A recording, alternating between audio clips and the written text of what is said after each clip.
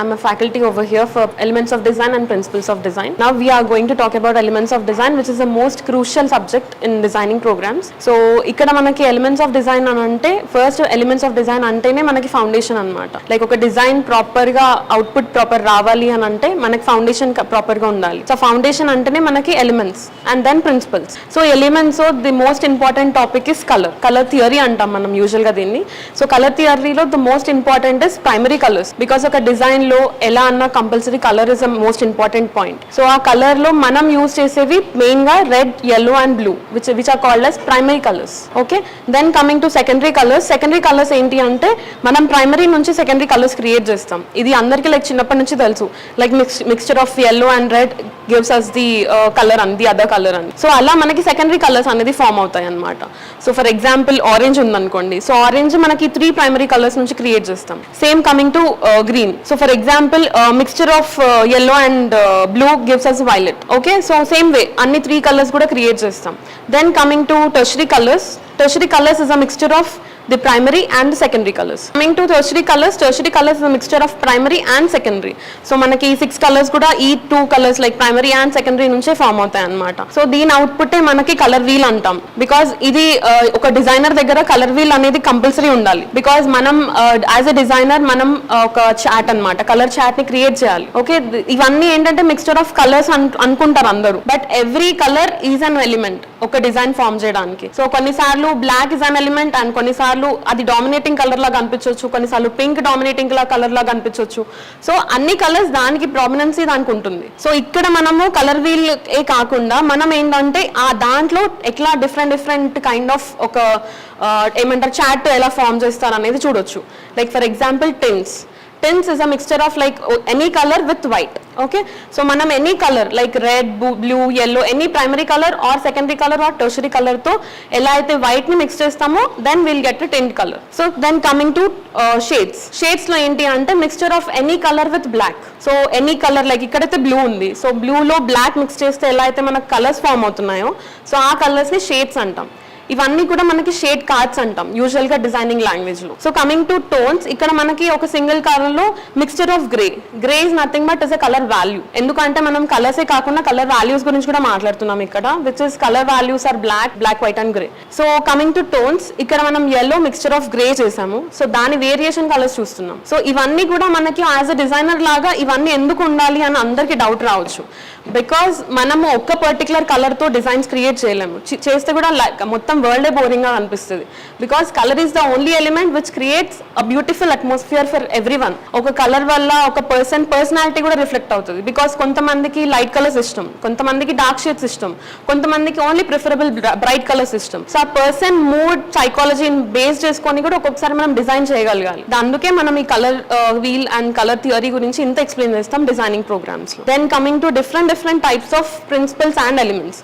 So ఇక్కడ నేను element లో ఇక్కడ నేను మాట్లాడేది లైన్స్ గురించి. ఇక్కడ లైన్స్ తో ఒక డిజైన్ ఎలా క్రియేట్ చేస్తారని స్టూడెంట్ చేసిన వర్క్ ఇది. సో ఒక లైన్స్ అంటే లైన్స్ యూజువల్ గా స్ట్రైట్ లైన్స్ ఉండాల్సిన అవసరం లేదు. That could be vertical, straight, horizontal, crooked or zigzag, anything. So ఆ లైన్స్ తో ఒక డిజైన్ ఎలా క్రియేట్ చేయొచ్చు అనేది ఇది నార్మల్ బేసిక్ గా స్టూడెంట్ డ్రా చేసిన ఫిగర్. సో ఇలాంటివి ఎన్నో లైక్ ఎలిమెంట్స్ లో మనకు యూజువల్ గా colour, line, shape, texture and value అంటాం.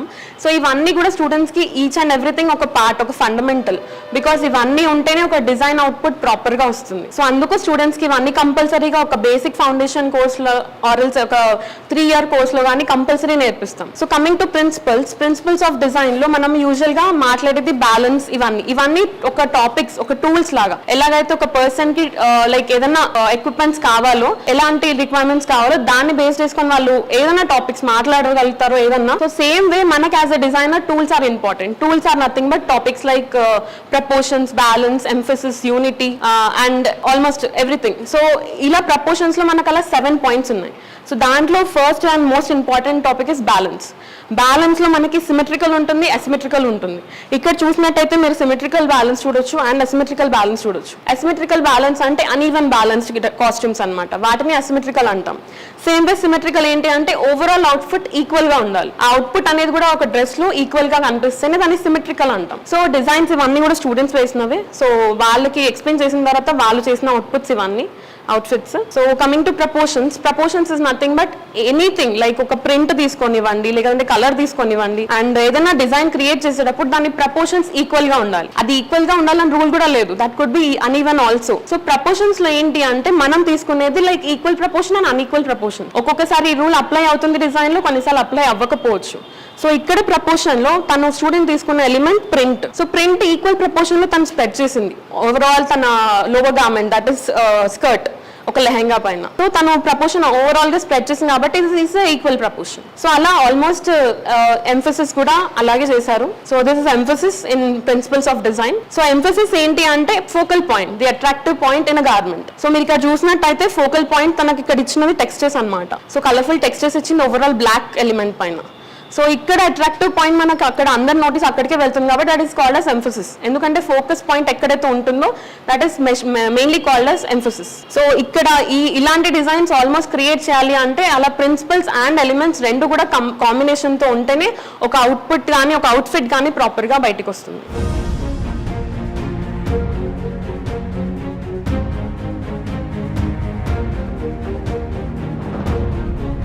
ఇక్కడ తీసుకున్న కలర్ రెడ్. సో మనం ఇప్పుడు క్రియేట్ చేసే secondary colour, so mixture of yellow and so ఇక్కడ మనకి షేడ్ రావాల్సింది secondary colour which is orange. So ఇక్కడ ఏంటంటే ప్రపోర్షన్ మనము ఈక్వల్గా తీసుకోవద్దు అనమాట. లైక్ ఒకవేళ మనం రెడ్ ప్రపోర్షన్ ఆల్మోస్ట్ 50% ఆర్ 60% తీసుకుంటే yellow ప్రపోర్షన్ వచ్చేసి మనం 40% తీసుకోవాలి.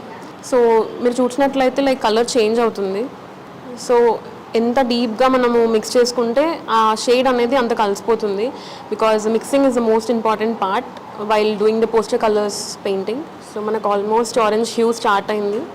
సో కలర్స్ని మనం ఇంకోటి ఏంటంటే హ్యూస్ అని కూడా పిలుస్తాం అనమాట. డిఫరెంట్ కలర్స్ని లైక్ హ్యూస్ అంటాము.